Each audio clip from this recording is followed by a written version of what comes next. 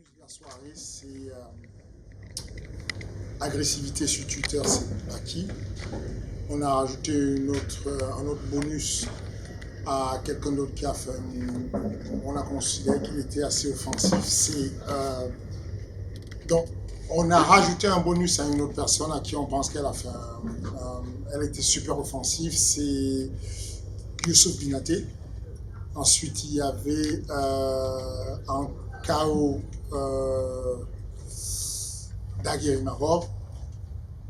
Et puis, quoi d'autre? Pour le médical, on a Efren et Scuedo qui va être évacué là, parce qu'il n'est pas bien. Ensuite, on a une structure à l'œil pour l'adversaire de Virgile, Mantas, il s'appelle.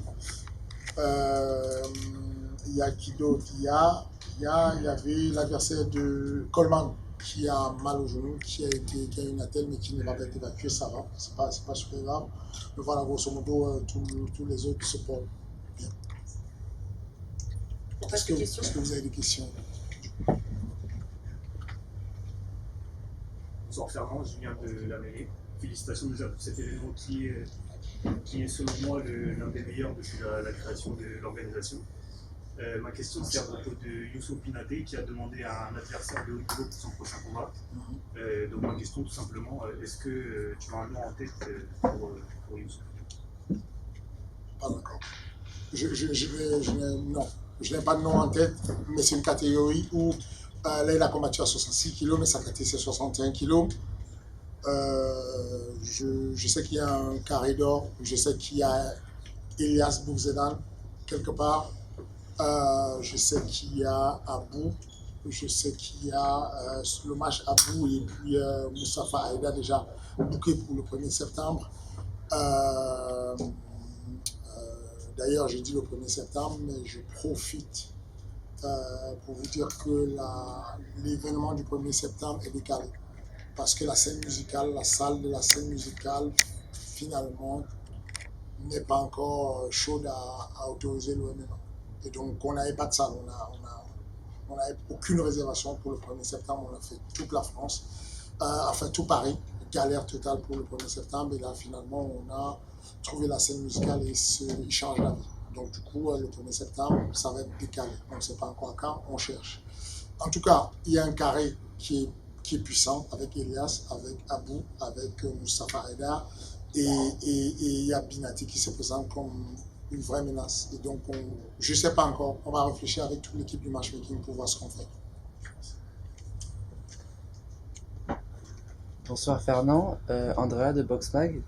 Déjà, félicitations pour cette soirée. Moi, j'avais une question au sujet de Baki. Il devait combattre pour la ceinture ce soir normalement. Est-ce que tu peux nous confirmer que son prochain combat, ce sera bien pour la ceinture? Oui, ça devrait être pour la ceinture. Si c'est sur un... Ouais, ce sera pour la ceinture. Il devra combattre pour la ceinture.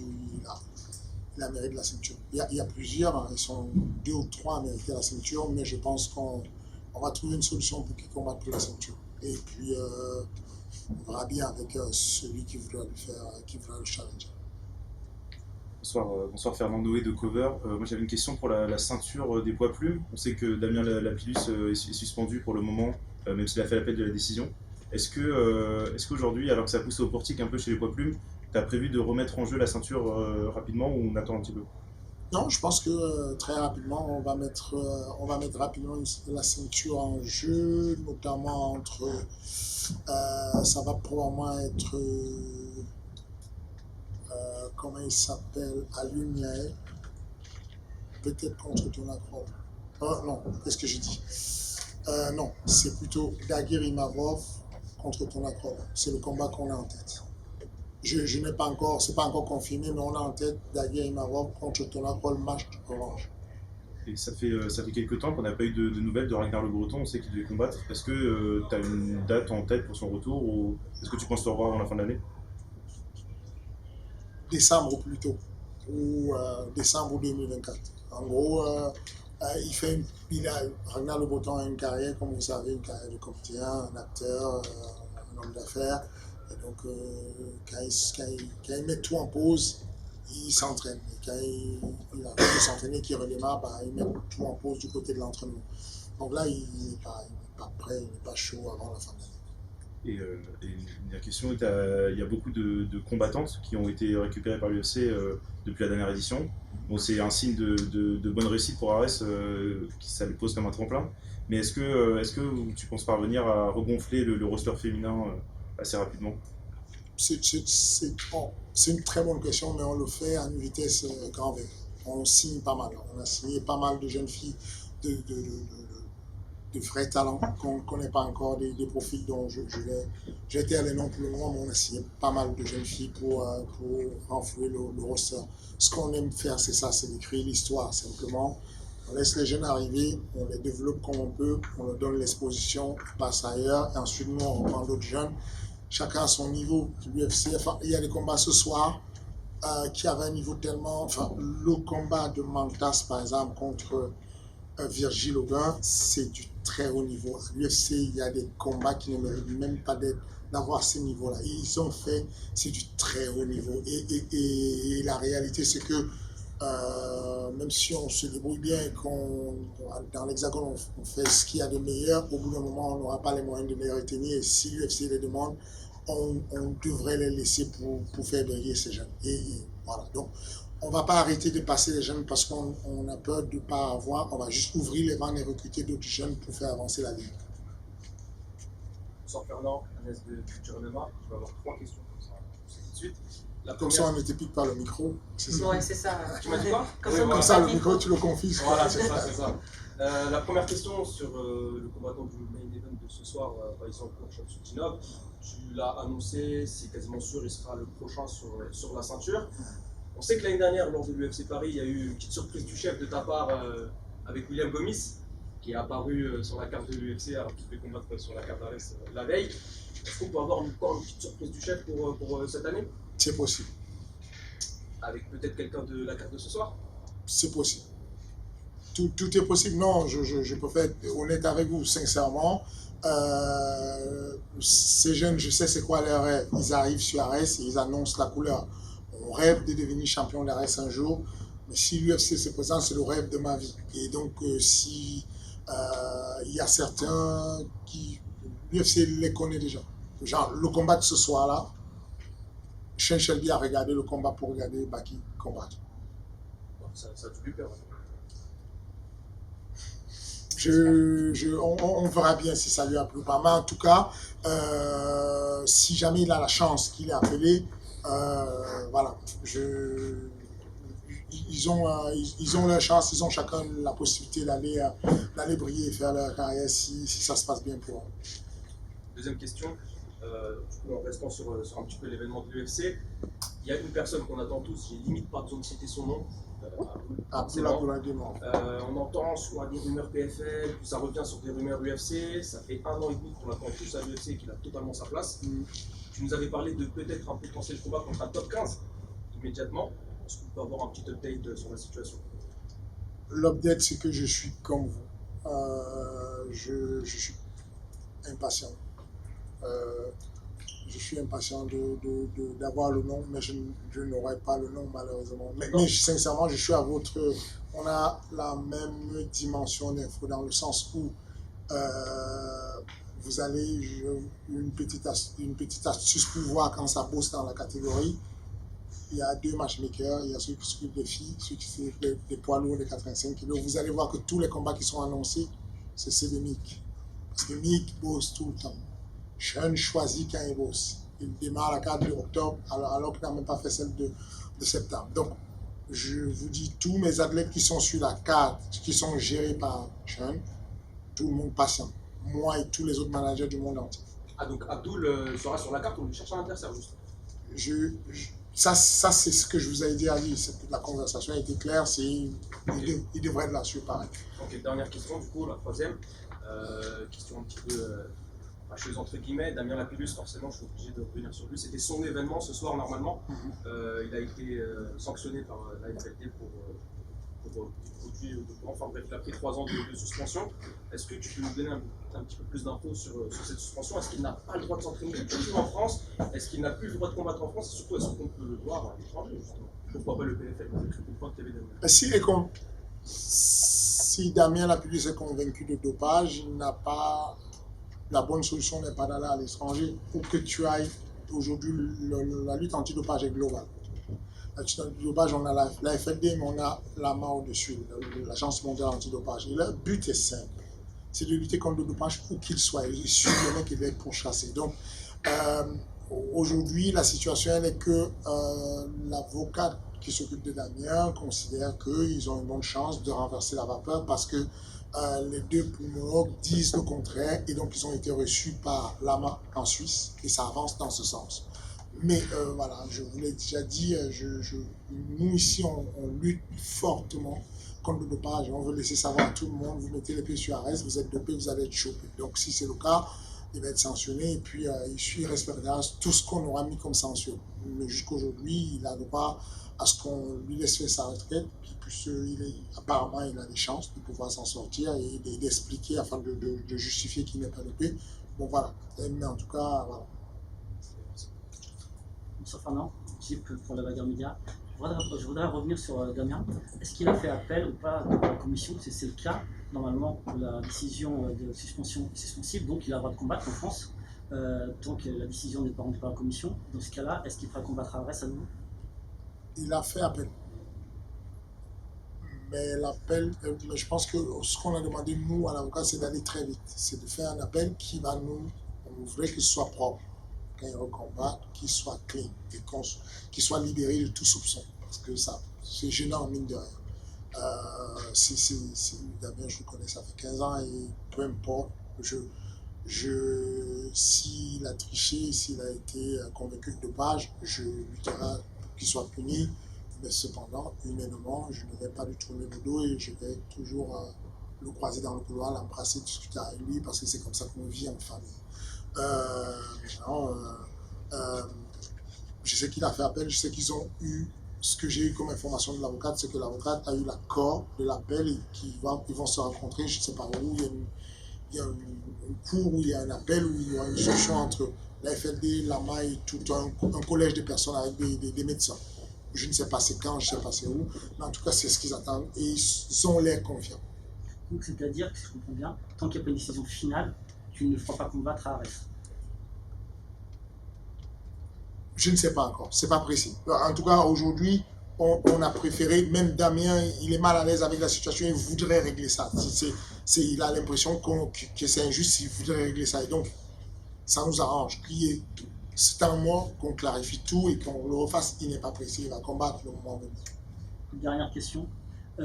Aujourd'hui, on a vu la salle, elle était comble. Ça fait très longtemps qu'on n'a pas vu autant d'ambiance. Est-ce que les jeunes ont pris le pouvoir à Arès? Dans ce cas-là, est-ce que la politique d'Arès va changer concernant justement le développement de ces jeunes et la mise en avant? Depuis le début, ça a été ça. Hein. C'est juste que petit à petit, on commence à resserrer un peu les choses, mais depuis le début, vous avez bien vu, c'était toujours le passage de... On a toujours tenté ce passage de relais, de dire qu'on met un ancien comme Freddy Kemayo contre un jeune comme Xavier Le Sou, c'est parce qu'il y a toujours ce truc-là où c'est ça l'évolution du MMA. C'est les générations qui avancent et qui se passent le relais. Et on va continuer à le faire. Et effectivement, souvent, les jeunes arrivent à un moment donné face à des anciens comme on a vu sur le combat de Mehdi Saadi qui a fait une grosse marche et du coup l'ancien te dit non, tu n'as pas encore le niveau, attends un peu. Et puis souvent, comme ce soir, on voit complètement qu'un petit qui a 6 combats peut dominer un mec qui a fait l'UFC, qui a été classé dans le top 50 de l'UFC. Donc, mais c'est la direction de l'évolution d'une ligue. C'est comme ça que ça doit aller et on va toujours continuer. On va continuer dans ce sens-là, à donner la chance aux jeunes, leur donner un endroit où ils peuvent se faire connaître. Enfin, il y a Michael, il y a un préparateur physique qui a dit un truc assez impressionnant, l'ancien préparateur physique du MMA Factory, d'ailleurs Nicolas Holt, qui disait à Baki, sur une interview, il y a 1 an qu'il est venu faire de la préparation physique à ma salle. Et je t'ai demandé c'est quoi ton nom. 1 an plus tard, toute la France connaît ton nom. Et Baki lui a répondu, Arès a ce truc-là, ce truc-là de développer, de donner de l'explosion à des athlètes qui soient de non-facteurs derrière. Et donc, oui, on va continuer dans ce sens. Bonsoir Fernand, Pierre de Nocens TV. Déjà félicitations pour ce soir. J'ai une question aux promoteurs et aux passionnés de MMA. Que demander de plus pour un événement comme celui que vous organisez que la Fight Card qui s'est déroulée ce soir? Que demander de plus? Franchement, ce soir on a été comblé. Pour l'audience qu'on avait, le public qu'on avait, ils ont été super cool, super polis, très patriotes, très impliqués dans l'événement. Honnêtement, j'ai kiffé. Moi, j'ai aimé la soirée. Elle était bien, elle était simple. Et pourtant, il n'y avait pas de très gros noms ronfleurs venus d'ailleurs ou quoi que ce soit. Juste nos petits jeunes ont su mettre le feu et je suis très satisfait. Je pense qu'il serait difficile de demander plus que ça. Juste suivez encore plus, suivez les réseaux. Allez liker les réseaux sociaux des comptes d'Arès et puis éventuellement soyez plus présents, c'est tout. Merci. Je pense que tous les passionnés seront d'accord avec toi. Dernière question, tu disais que les jeunes venaient à Arès et qu'ils avaient d'autres ambitions derrière. Il y en a un qui a des ambitions bien précises à Arès, c'est Daguerre Mavov. Est-ce qu'on peut en parler? Il a demandé la ceinture, on lui a parlé aussi à la conférence de presse, il la veut. Beaucoup pensent qu'il la mérite. Quel est ton avis là-dessus? Il n'y a pas de discussion, il n'y a pas de débat, il va la faire, la ceinture. C'est inévitable. Ceux qui ne savent pas, c'est un miracle qui revienne Daguerre. Parce qu'en réalité, ce jeune devait être à l'UFC, il avait eu une proposition de l'UFC à un moment donné, ça s'est mal joué, et je pense qu'il était archi démotivé, et je pense que son petit frère l'a remotivé, le petit frère l'a poussé à reprendre le combat, et voir qu'il réussit à revenir et lutter contre l'adversité, mettre un KO sur un combat où ça a mal démarré au départ. Je suis content pour lui et je pense qu'il mérite. Il mérite et c'est pour ça que je dis que si rien ne change, normalement, octobre ou novembre, on devra avoir un titre entre Dolan Kroll et Daguerre Mavov. Merci beaucoup et félicitations. Merci. Bonsoir Fernand. Ce soir. Le nom de votre média, s'il vous plaît. Comment? Le nom du Autant média. pour moi. Nicolas Horde, Agence France Presse. On a vu un club, enfin, certains combattants qui ont été mis en lumière ce soir, à savoir le MMA Factory. Il y a un deuxième club aussi, dont on parle peut-être un petit peu moins, que nous on a découvert à travers un article aussi, c'est le Boxing Squad de Nice. J'aimerais connaître ton ressenti sur t'en as parlé un petit peu, tu as déjà déjà donné un début d'explication sur Vigil Haugen, sur aussi son collègue sur là aussi. C'est ça. Je voudrais savoir quelle est ta vision, toi, sur ces deux combattants qui sont aussi, on peut dissocier aussi, sur du court terme et du moyen terme, comment tu les vois évoluer au niveau d'Arès et comment tu les vois évoluer aussi par la suite de leur carrière. C'est le futur. Boxing Squad, c'est l'un des meilleurs gyms en France. Peut-être même le deuxième. Ok. Ouais, c'est l'un des meilleurs gyms en France, sincèrement. Adi Kassata fait un boulot. Il a une très belle pédagogie, il fait un boulot c'est la preuve. Aujourd'hui, c'est simple. Ce n'est pas subjectif l'histoire de club. C'est une affaire on le voit. On voit Manon Fiorot qui va nous offrir probablement le plus beau combat féminin qu'on ait jamais eu de l'histoire de la France.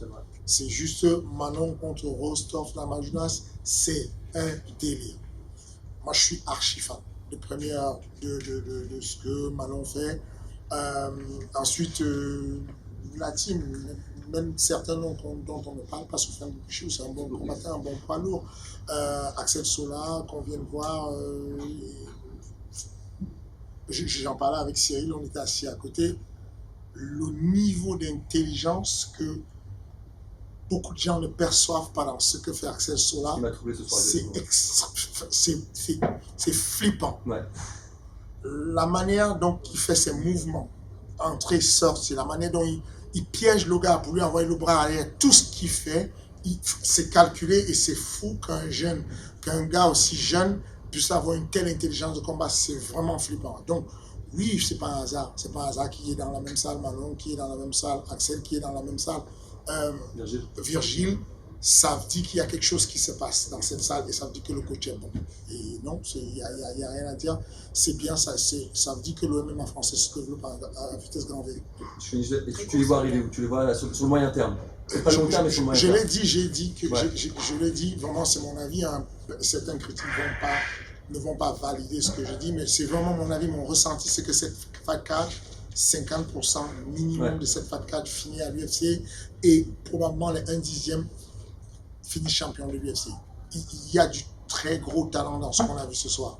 C'est à chaque fois, il y avait des choix de frappe, la manière de frapper, Ilian Boifia, les gars, je suis sûr que parmi vous, il y a de très bons boxeurs. Vous avez compris ce qui s'est passé. Il n'y a pas eu beaucoup de grosses frappes ou quoi, mais la lecture du jeu, la manière de rentrer dans le combat et de faire de s'extirper de la zone rouge, il faut avoir des années de combat pour faire ça. Les pièges qui tendent, il faut avoir des années de combat pour faire ça. C'est trop intelligent pour un mec de cet âge et un mec qui a à peine 2 combats. Donc, moi, je suis complètement bluffé. Et oui, je pense ces noms-là, on va les voir pendant longtemps et à l'UFC. Avant-dernière question. Bonsoir Fernand, Jules pour les points. 2 questions très rapides. On a vu qu'il y avait 2 catchweights, il me semble, sur la carte de ce soir. Je voulais un peu savoir la politique d'Ares concernant les catchweights. On sait que par exemple l'UFC met en place des sanctions financières quand les combattants n'arrivent pas à faire le poids. Je voudrais savoir un petit peu à Ares comment ça se passe. Ce sont les mêmes dispositions qui sont sur Ares. Quand les athlètes ne sont pas au poids, en fonction du nombre de kilos qu'ils ont perdu, ils réservent des sous qui sont reversés à des œuvres caritatives. Donc oui, il y a une sanction dessus. D'accord. Deuxième question très rapide, un peu par rapport justement à ce catchweight. On a vu Efrain Escudero ce soir, qui était dans un état de forme, certains diront un petit peu passé. Comment on fait ça? Comment on fait pour reconnaître l'état de forme de quelqu'un? C'est des propos que j'ai entendus, c'est pas forcément les miens. On savait qu'il combattait en lightweight et ce soir il était à 81 kg par exemple. Vous pensez quoi? Moi je pense qu'il n'était pas à son poids de forme. Okay, parce que Baki c'est pareil, hein. Baki combat à 67 mais il n'était pas à son poids de corps. Est-ce que pourtant il n'était pas en forme? Non, bien sûr, mais après c'est du ressenti visuel. Donc du coup vous présumez que Efrain Escudero n'était pas bien parce qu'il est un peu enveloppé, c'est ça? C'est que vous considérez comme il a de la masse adipeuse, probablement il n'est pas bon. Donc Fedor n'était pas bon. Ah non, je n'oserais pas faire ce raccourci-là. On a vu des poids lourds très athlétiques. Avec voilà. Mais pour revenir un peu à ma question, il a fait une performance ce soir que certains estimaient, encore une fois, certains pas vous ne pensez rien, il n'y a que les autres qui disent des choses. Des propos rapportés. Mais est-ce que vous avez des regrets justement, parce qu'on sait que c'est un combat en très short notice, et vous avez mis ce combat en main event, est-ce que vous avez des regrets par rapport à ça ou pas? Du tout, aucun regret, du tout. Ce mec-là, il freine. Il y a le seul outil de mesure qu'a le MMA dans le monde aujourd'hui, le véritable outil qu'utilise tout le monde, tous les matchmakers, c'est Fight Matrix. Sur Fight Matrix, ce mec-là est classé 200 places au-dessus de Baki. 200 places. On sait tous qu'il n'est plus jeune. Il a dit lui-même à l'interview, je sais qu'on me piège quand on m'amène dans un combat comme ça, c'est le relais, on veut passer le relais sur moi, on le sait tous. Et on se dit, il a plus de métier, il a plus d'expérience, et donc il va compenser avec l'agilité. Donc, moi je pense qu'au bout d'un moment, il faut arrêter de trouver de trouver des petites excuses. Au bout d'un moment, peut-être qu'il y a un monde parallèle où simplement, même étant en forme, même étant à 77 kg, il ne peut pas battre Baki. Il faut qu'au bout d'un moment, on arrive à se dire, bon, même si Cott il arrive à 70 kg, il ne peut pas battre Baki peut-être. Et à ce moment, voilà, juste valider, bon voilà, c'était un combat qui allait dans un sens parce que l'autre était trop fort, pas parce que l'autre n'est pas en forme. Dernière question. Bonsoir Fernand, Alexandre Rousseau, pour Garnodi. Est-ce que tu aurais des informations à nous communiquer concernant le statut de Taylor Lapillus à l'UFC? Et est-ce que tu sais s'il pourrait être présent pour l'UFC Paris en septembre? Il y a de fortes chances qu'il soit là en septembre. Taylor, il est dans le ressort de l'UFC. Enfin, c'est difficile d'aller chercher les mecs à l'extérieur s'il y a un mec qui est déjà dans le ressort de l'UFC. Donc il y a de très fortes chances qu'il soit à l'UFC. Il mérite d'être à l'UFC. Fernand, te remercie, c'était la